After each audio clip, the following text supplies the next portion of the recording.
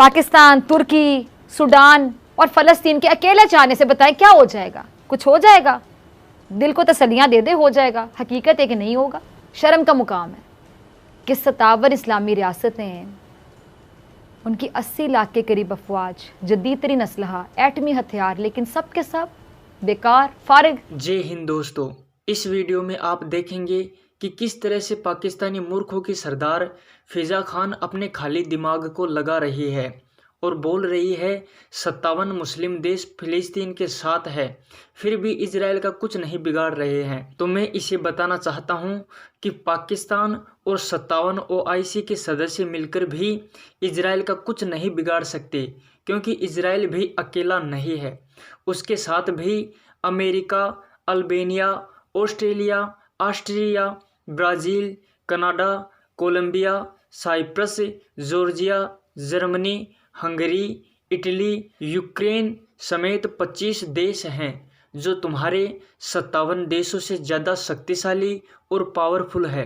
तो दोस्तों, पहले इस फिजा की बकवास सुनते हैं, फिर उस पर चर्चा करेंगे। इसराइल को शिकस्त हो सकती है, क्यों नहीं हो सकती? हो सकती, लेकिन सिर्फ इस सूरत में जब पूरी उम्मत मुसलमा एक हो जाए। एक सल्तनत उस्मानिया की बुनियाद डालने में आपको पता है कि तुर्कों ने बहादुरी और कह लें कि शुजात की वो मिसालें रकम की हैं कि जिनकी मिसाल आज तक नहीं मिलती। आप ये देख रहे होंगे, ये जो अर्तुगल ड्रामा चल रहा है, आप देख रहे हैं, आप में से बहुत से लोग देख रहे होंगे, इसमें क्या दिखाया गया है कि गद्दार और जालिम मुआशरे के लिए किस कदर नासूर होते हैं। जालिम और गद्दार मुआशरे के लिए कितने नासूर होते हैं, और उनके खात्मे के बगैर जुल्म नहीं ख़त्म हो सकता। जब तक वो ख़त्म नहीं होंगे, जुल्म नहीं ख़त्म होगा। उन गद्दारों और जालिमों का सफाया करने के बाद, सफाए के बाद ही सल्तनत उस्मानिया का क़याम अमल में आ सका, और फिर मुसलमानों ने 3 बरे आज़मों तक अपनी हाकमियत कायम की, और अब भी इसी जोश और बलबले की ज़रूरत है। वक्त फिर अपने दौर के सलाहुद्दीन की को पुकार रहा है बाकायदा, जो फ़लस्तीन से जुल्मत के बादलों को ख़त्म करके इस अर्ज़ मुक़द्दस पर आज़ादी का परचम लहरा दे। पाकिस्तान फ़लस्तीन पर होने वाले मुज़ालिम के ख़िलाफ़ क्या कदम उठा रहा है, पाकिस्तान का किरदार इस मामले में कैसा है, और गज़ा में जारी जो बमबारी है उसको फिल फौर रोका जाए। अच्छा, इन्होंने क्या कहा इस मौके पे कि जी इस्लामी ताउन तंजीम का क़याम मसला फ़लस्तीन की वजह से अमल में आया था, लिहाजा ज़रूरत की इस घड़ी में उम्मत मुसलमा को अपने फ़लस्तीनी भाइयों और बहनों के साथ भरपूर यकजहती और उनकी हिमायत के लिए आगे बढ़ना होगा। और क्या कहते हैं कि जी इसराइली फ़ौज की जानिब से फ़लस्तीनियों के खिलाफ ताकत का बेरहमाना इस्तेमाल आलमी इंसानी और बुनियादी हकूक़ समेत आलमी कवानीन और उसूलों की संगीन और खुली खिलाफ वर्जी है।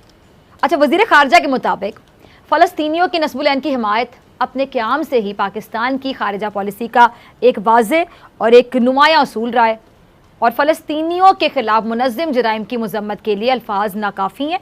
इसराइली फ़ौज की कार्रवाइयों और ये जो जारी जाहरियत है, मुहासरे और ये जो इज्तिमाई आबादी को सज़ा देने की ज़ालिमाना रविश की बिना पर मकबूजा फ़लस्तीन की बिगड़ती सिचुएशन, ये सूरत हाल जो है ये नाकाबिले बर्दाश्त है। और क्या कहते हैं शाह मुतकश साहब, आगे तक ये भी कहा उन्होंने कि जी हालिया जो इसराइली जारियत है इसका कोई जवाज़ नहीं है और ना ही इससे आंखें चुराई जा सकती हैं। लेकिन नाज़रीन, सवाल वहीं का वहीं खड़ा है, और वो क्या कि OIC में पहले भी कई इजलास हुए, ऐसा ही है, कई जज्बाती तकरीरें हुई, बाकायदा जज्बाती तकरीरें हुई, इमोशनल, लेकिन नतीजा क्या निकला? क्या नतीजा निकला उन इजलासों का, उन जज्बाती तकरीरों का, उन अल्फाज का जो बहुत जज्बाती थे, इमोशनल थे? नतीजा क्या निकला? वही सिफर।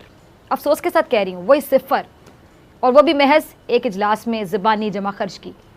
लेकिन OIC में शामिल बाज़ मेंबर ममालिक के कह लें कि अपने ज़ाती मुफाद हैं, और जो बाज़ मुस्लिम ममालिक हैं उन्होंने तो इसराइल को तस्लीम कर लिया।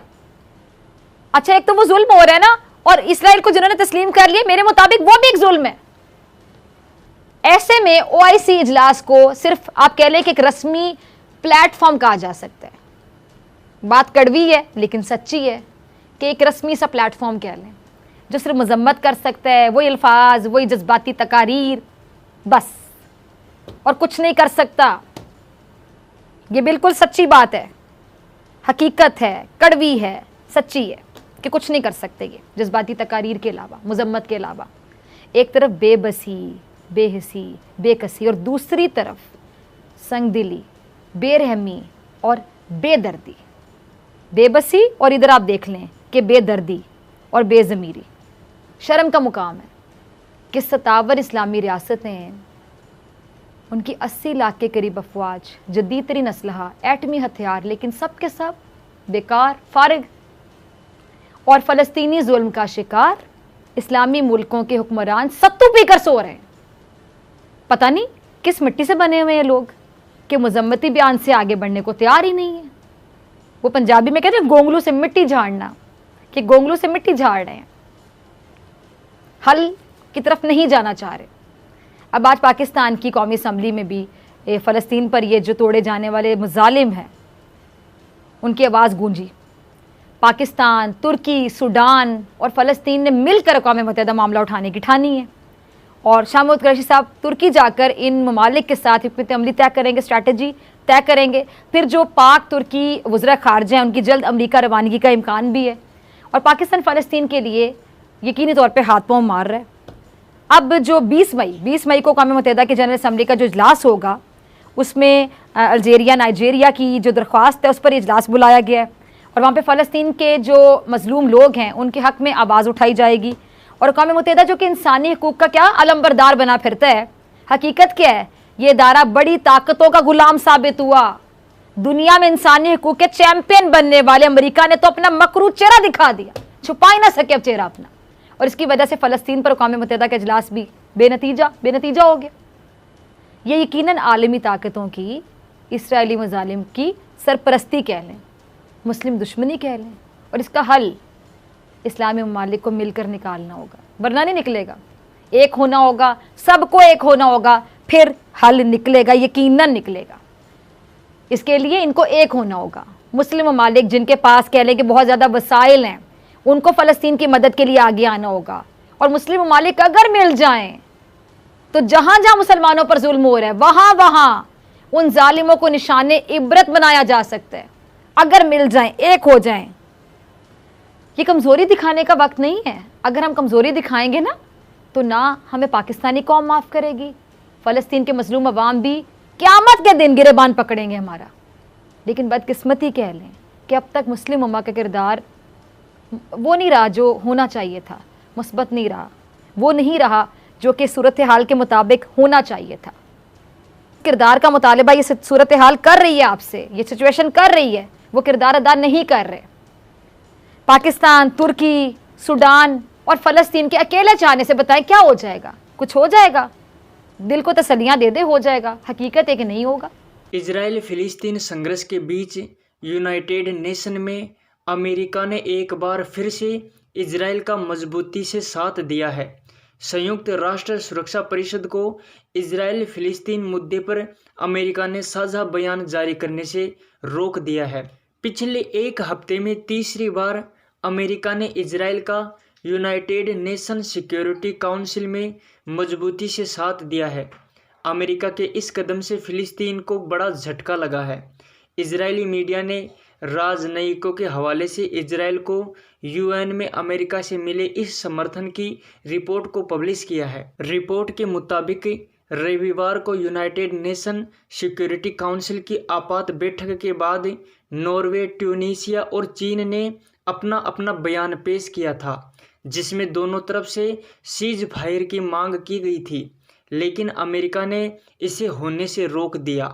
हालांकि अमेरिकी दूतावास की तरफ से इसको लेकर कोई रिपोर्ट नहीं दी गई है। माना जा रहा था कि संयुक्त राष्ट्र में इजराइल की आलोचना हो सकती थी, लेकिन अमेरिका ने ऐसा होने नहीं दिया। दरअसल इजराइल लगातार कह रहा है कि वो सिर्फ हमास के हमले के खिलाफ जवाबी कार्रवाई कर रहा है। वहीं संयुक्त राष्ट्र में अमेरिकी राजदूत ने कहा कि अमेरिका शांति समझौते के लिए कूटनीतिक कोशिशें कर रहा है और इस संघर्ष को खत्म करने के लिए अमेरिका की तरफ से अथक प्रयास किए जा रहे हैं। वहीं अमेरिका ने कहा कि अमेरिकी अधिकारी फिलिस्तीनी अधिकारियों से और इजराइल के अधिकारियों से बात कर रहे हैं।